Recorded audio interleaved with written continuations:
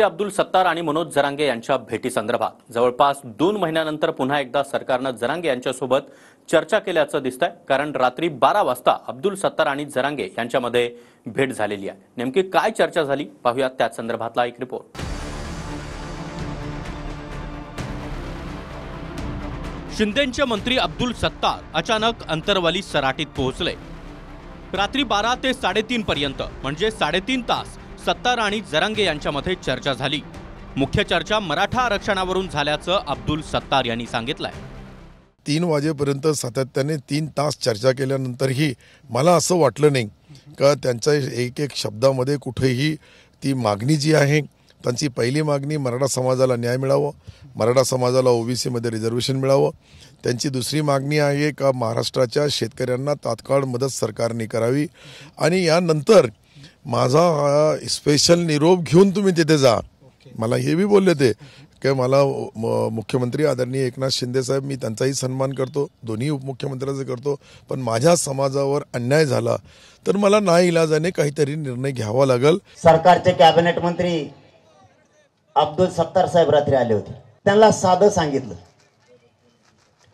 माझ्या जातीच्या आणि माझ्या जातीच्या लेकरातल्या डोळ्यातले मी अश्रू नाही बघू शकत। उद्याच्या कॅबिनेटला तुम्ही चाललाय, देवेंद्र फडणवीस साहेबांना जाहीरपणाने सांगा की मराठ्यांचं आरक्षण द्या। तुम्ही किती गणित लावलं तरी मराठी तुमचं गणित चुकवल्याशिवाय सोडणार नाहीत मग। आणि त्यांना जाहीर सांगितलं तुम्ही नाही दिलं तर तुमचे 113 आमदार पाडल्याशिवाय मी गप्प बसणार नाही। जरांगेंचा निरोप घेऊन सत्तार मुंबईत आले आणि आता ते मुख्यमंत्री शिंदेंना भेटणार आहेत।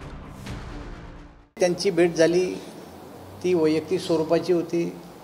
सरकारनं काही कोणाला असं तुम्ही त्यांची भेट घ्या सरकारतर्फे काही असं निमंत्रण द्या असं नाही आहे। त्यांनी दोघांनी स्पष्ट केलंय की आमची वैयक्तिकरित्या भेट होती। सत्तार आणि जरांगेंच्या भेटीत जरांगे आणि उपमुख्यमंत्री फडणवीस यांच्यामध्ये देखील फोनवरून चर्चा झाली। मात्र हा फोन शेतकऱ्यांच्या मदतीसंदर्भात होता असं जरांगेंनी सांगितलंय।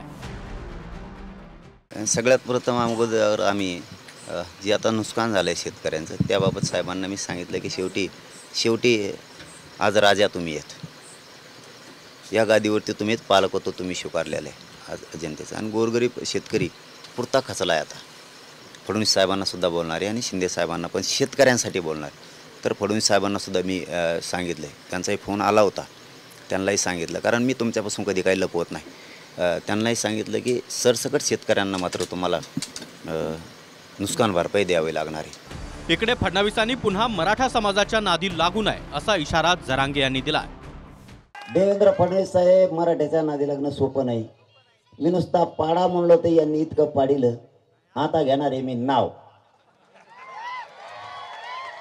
त्या टायमाला मग लय अवघड होईल। एक जणाचा प्रत्येक मतदारसंघात मराठी 1 लाख आहेत, 1.5 लाख आहेत, 90,000च्या खाली महाराष्ट्रात 22-23 मतदारसंघ सोडले तर सगळीकडे या संख्येने आहेत आणि तुम्हाला 60-70 हजाराची लीड तोडणं सोपं आहे का? मराठा समाजाला ओबीसी मधून आरक्षण देण्याची जरांगे यांची मागणी आहे। त्यातच निवडणुकीमध्ये उमेदवार देण्याचा इशाराही जरांगेंनी दिलाय। त्यामुळे सरकारनं पुन्हा जरांगेंसोबत चर्चा सुरू केल्याचं दिसतंय। संजय सरोदे, TV9 मराठी, अंतरवली सराटी, जालना।